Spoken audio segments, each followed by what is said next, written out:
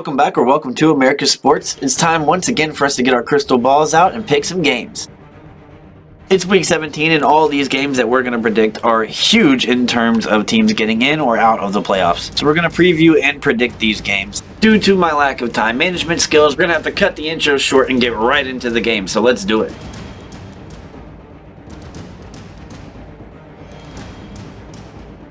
We're predicting two games from the 1 p.m. slate. The first one here is the Raiders at the Colts. The Raiders are 7-8. The Colts are 8-7.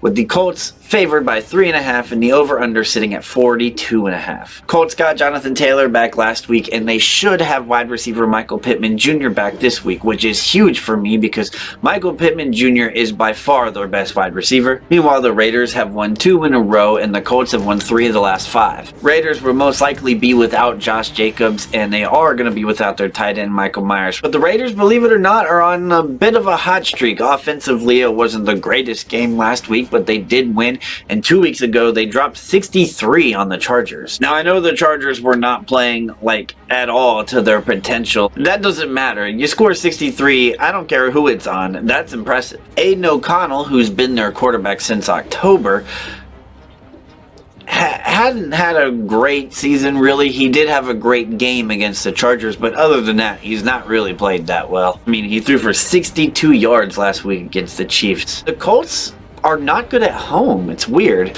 They're 3-4 at home, but they have won their last 3 games at home. So I think the streak will continue. I think this will be an ugly game. I'm looking for the under here. I'm also going to say that the Colts covered this. The Raiders will play them well for the majority of the time, but the Colts will end up winning by more than 3.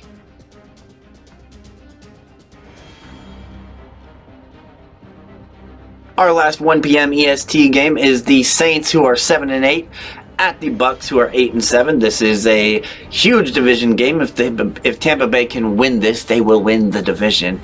The Tampa Bay is favored by 2.5 with the over-under at 42.5. At the beginning of the year, before any game started, the Bucs were like a plus 1,400 on most of the websites that do odds and things like that. Now, I predicted Tampa Bay to win this division. I was one of the only ones, and I think the only person that I saw on television and YouTube that picked them to win. But before I can do my victory lap, I have to see them beat the Saints this weekend. So you know where I'm going here. I'm going with Tampa Bay for the win, not just because I'm selfish and I want my prediction to be right, but also because I just think Tampa Bay is the better team. Baker has gotten his fair share of criticism as well, well deserved at times, but I also think he's gotten a little bit too much blame in the past. And whether you like the guy or hate the guy, you have to admit that what he's been doing is pretty impressive. I just think Tampa Bay has the better roster here. I think last year they realized that Rachaad White was going to be their running back going forward, and that was a solid move.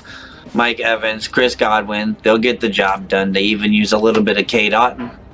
The Bucs have had success against the Saints as well. They've won 3 in a row, and the last game was not pretty. So give me the Bucs as well, the Bucs to cover, and I'm going to go with the under.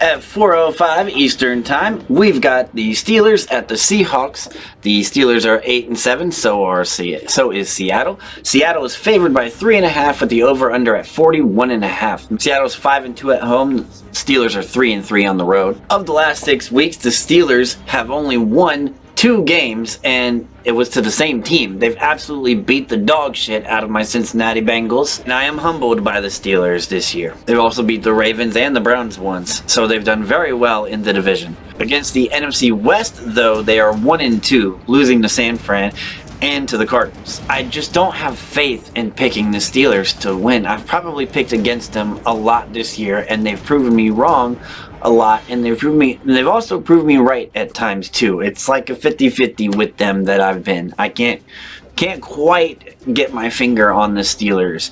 I have predicted Seattle pretty well, though. The problem with Seattle is the main guys on offense are hurt. DK Metcalf and Kenneth Walker III have been injured for, it feels like the last month now.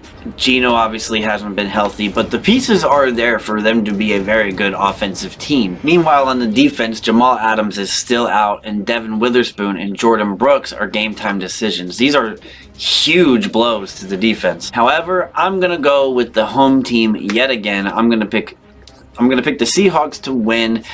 I'm going under.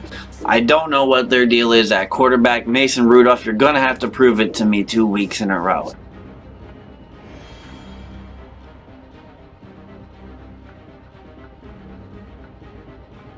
Moving on to the Sunday night game, we've got the Packers at the Vikings. Packers are 7-8. Vikings are also 7-8. The Vikings are favored by 1 with the over-under at 43.5. Of the games we are covered, this is actually the highest over-under. Not a lot of high over-unders this week. The highest being 49.5 currently as it stands with the Niners and the Commanders. I'm very iffy about both of these teams. I have been all year. I was much higher on Minnesota at the start of the season. Minnesota dealt with a ton of injuries. When you deal with injuries to your quarterback, you know, it's a complete nightmare. I'm a Bengals fan. I know all about this. And the Packers with their young Jordan Love at quarterback. Minnesota, fully healthy, that's a good football team. They've just really been through it. And sometimes, you know, luck does not go your way, and health plays a part into luck. The Vikings won earlier this year in week 8, and they've also won 2 out of the last 3. The one game that the Packers did win, though, they won big last year. The Packers on defense are worse than I thought that they would be, especially in the run game. They've been at the bottom of rush yards per game all year long. It hasn't changed. They are still at 30th. When it comes to giving up points, it's not that bad, though. But Minnesota does everything better on defense than Green Bay does, for the most part. They're really in the bottom half in defensive points per game, rush yards per game, and in total turnovers. They're also 3-5 on the road. A special thing for them, though, is Minnesota is even worse at home at 2-5. That's crazy that we're in week 17 and the Vikings have only won twice at home. I'm yet again going with the home team. I'm going with the Vikings to get their 3rd win at home. Yes, to cover because it's only 1 point.